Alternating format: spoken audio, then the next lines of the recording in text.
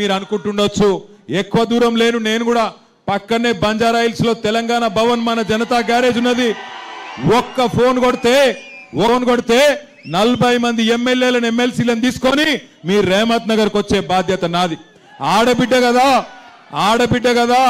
ఏం చేస్తది అనుకుంటుర్రేమో ఆడబిడ్డ అంటే ఆదిశక్తి రూపం తప్పకుండా సునీతమ్మ కూడా అర్ధరాత్రైనా ఒక అమ్మలాగా ఒక అక్కలాగా మీ కండగా నిలబడుతుంది మేమందరం కేసీఆర్ గారితో సహా మొత్తం పార్టీ మీ కండగా నిలబడుతుంది భయపడవలసిన అవసరం లేదు ఏ స్థలం అయితే గోపీనాథ్ గారు కాపాడినరో ఎస్పీఆర్ హిల్స్ లో ఆ స్థలంలోనే నేను మీకు మాటిస్తా ఉన్నా బ్రహ్మాండమైన స్టేడియం కడదాం దానికి మాగంటి గోపీనాథ్ గారి పేరు పెడదాం ఎన్ని కోట్లు ఖర్చైనా బ్రహ్మాండమైన స్టేడియం కడదాం నాకు ఇక్కడికి వస్తుంటే ఒక వీడియో చూసిన ఇక్కడికి వస్తుంటే టీవీలో చూసిన ఇప్పుడు ఫోన్లో చూసిన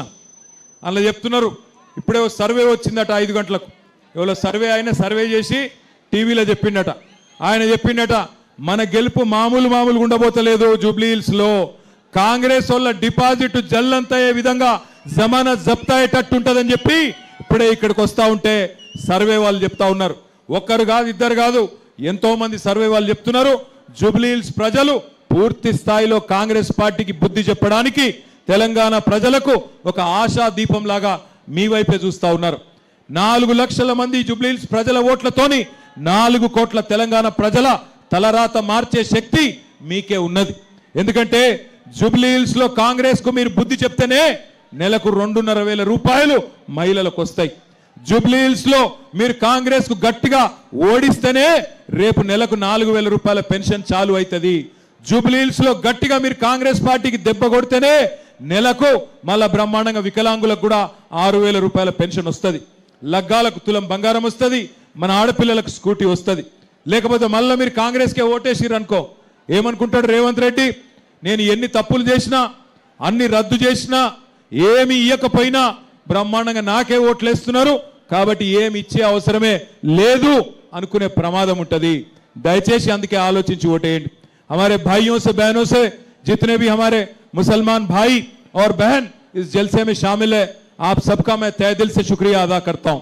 आपको याद होना चाहिए 10 साल एक अमन पसंद चीफ मिनिस्टर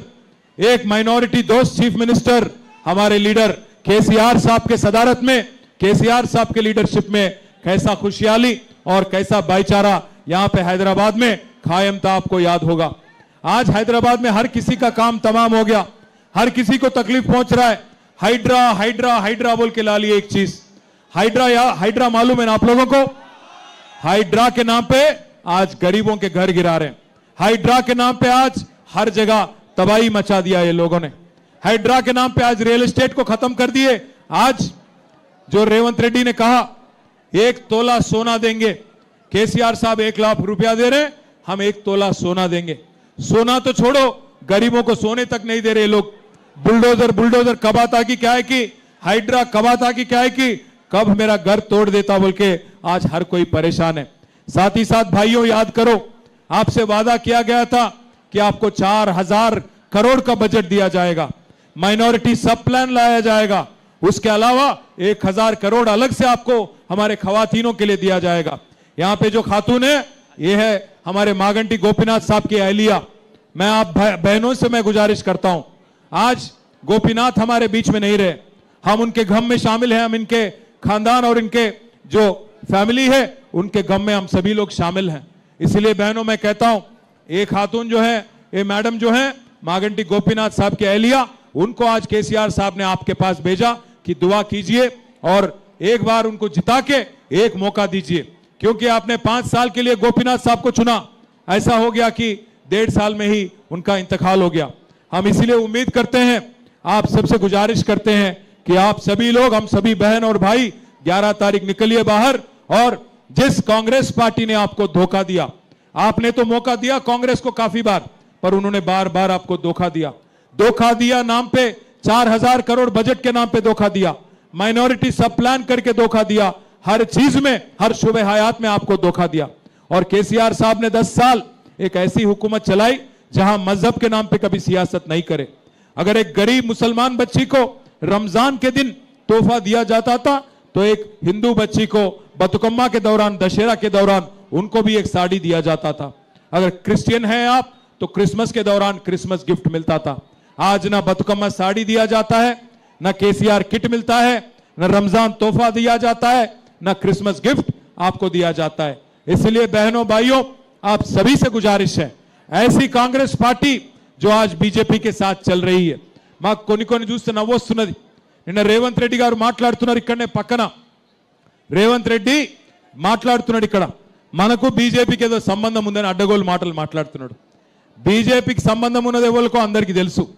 నీకు కాంగ్రెస్తో ఉన్నది ఫేక్ సంబంధం, నీకు బీజేపీతో ఉన్నది పేగు బంధం, అందరికీ తెలుసది। తెలియదని రేవంత్ రెడ్డి గారు అనుకుంటా ఉన్నారు। ఇంకా చాలా నికృష్టంగా మాట్లాడిండు నిన్న, కుటుంబ విలువల గురించి మాట్లాడుతున్నాడు ఈయన।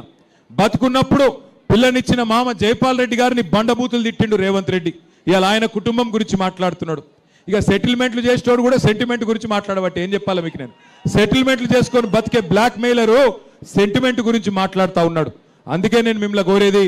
కాంగ్రెస్ కు బుద్ధి చెప్తేనే 4 కోట్ల మంది తెలంగాణ ప్రజలకు లాభం అవుతుంది। ఆయన నాకు తెలియక అడుగుతా, ముఖ్యమంత్రి అంటే ఆయన వస్తే ప్రజలు ఏం ఆశిస్తారు, ఏం చెప్తాడు మా కోసం, కొత్త ఏదైనా పథకం చెప్తాడా, ఏమైనా మంచి మాటలు చెప్తాడా అని చూస్తారు। కానీ రేవంత్ రెడ్డి గారు ఏం మాట్లాడుతున్నారు, లాగుల తొండలు వదులుతా, నేను మీ గుడ్లు మీకు గోటీలు ఆడతా, పేగులు తీసుకొని మెడలేసుకుంటా, బోటి కొట్టిటోను నువ్వేమైనా పేగులు మెడలేసుకుంటా, నాకు అర్థం కాదు, పేగులు మెడలేసుకుంటా గివా ఒక ముఖ్యమంత్రి మాట్లాడే మాటలు। ఇంకొక మాట మీరు ఆలోచించండి, కేసీఆర్ గారు ఉన్నప్పుడు ఎట్లుండే తెలంగాణ, ఇవాళ ఎట్లయింది, ప్రతి రంగంలో తెలంగాణ నెంబర్ 1 ఉంటుండే భారతదేశంలో। జీఎస్టీ పెరుగుదలలో, సంపద పెరుగుదలలో, పర్ క్యాపిటా పవర్ కన్సంప్షన్లో నంబర్ 1 తెలంగాణ కేసీఆర్ నాయకత్వంలో। ఇవాళ ఏంది, ఆఖరి స్థానానికి వెళ్ళిపోయినాం। మొత్తం భారతదేశంలో 28 రాష్ట్రాలు ఉంటే ఆఖరి ర్యాంకు రేవంత్ రెడ్డి గారి ఘనత, రేవంత్ రెడ్డి గారి గొప్పతనం వల్ల రియల్ ఎస్టేట్ నాశనం, వ్యాపారాలు నాశనం, అందరి బిజినెస్లు దెబ్బతిన్నాయి, రాష్ట్రం మొత్తం పరపతి డౌన్ అయిపోయింది। ఏం మాటలు మాట్లాడుతున్నాడు ముఖ్యమంత్రి, కష్టాలు ఉండవా ప్రభుత్వాలకు, రాష్ట్రాలకు కష్టాలు వస్తాయి, కానీ తట్టుకొని నిలబడాలి। కేసీఆర్ గారు ఉన్నప్పుడు కరోనా రాలేదా, కరోనా వచ్చినప్పుడు 2 ఏళ్ళు మొత్తం కారోబార్ బంద్ అయింది। 2 ఏళ్ళు కారోబార్ బంద్ అయినా, ప్రభుత్వానికి ఆదాయం లేకపోయినా, రాష్ట్రానికి ఆదాయం లేకపోయినా ఏదన్నా ఒక్క సంక్షేమ పథకం ఆగిందా, షాదీ ముబారక్ ఆగిందా, కళ్యాణ లక్ష్మి ఆగిందా, పెన్షన్లు ఆగినాయా, కేసీఆర్ కిట్లు ఆగినాయా, ఏది ఆగలే। రూపాయి ఆమ్దానీ లేకపోయినా కేసీఆర్ గారు 2 ఏళ్ళు కరోనా సమయంలో కూడా బ్రహ్మాండంగా నడిపించారు। కరోనా సమయంలో కేసీఆర్ ప్రభుత్వం ఎట్లా పనిచేసిందంటే, మీరు ఇళ్లలో తలుపులు పెట్టుకొని ఉంటే మేము బయట మొత్తం హైదరాబాద్లో 42 కొత్త లింక్ రోడ్లు వేసి బయటికి వచ్చే వరకు కొత్త రోడ్లు, కొత్త బ్రిడ్జ్లు, కొత్త ఫ్లైఓవర్లు కట్టినమా లేదా ఒక్కసారి గుర్తు తెచ్చుకోమని చెప్పి కూడా నేను కోరుతా ఉన్నా, అట్లా పనిచేసినాం। కానీ ఇవాళ ముఖ్యమంత్రి ఎట్లున్నాడు రేవంత్ రెడ్డి, నేను ఢిల్లీకి పోతే నాకు అపాయింట్మెంట్ ఇస్తలేరు, నన్ను దొంగ లెక్క చూస్తుండ్రు, మరి దొంగ లెక్కనే చూస్తారు కదా, ఎట్లా చూస్తారు, నువ్వు 50 లక్షల రూపాయలతో దొరికిన దొంగవు, నువ్వు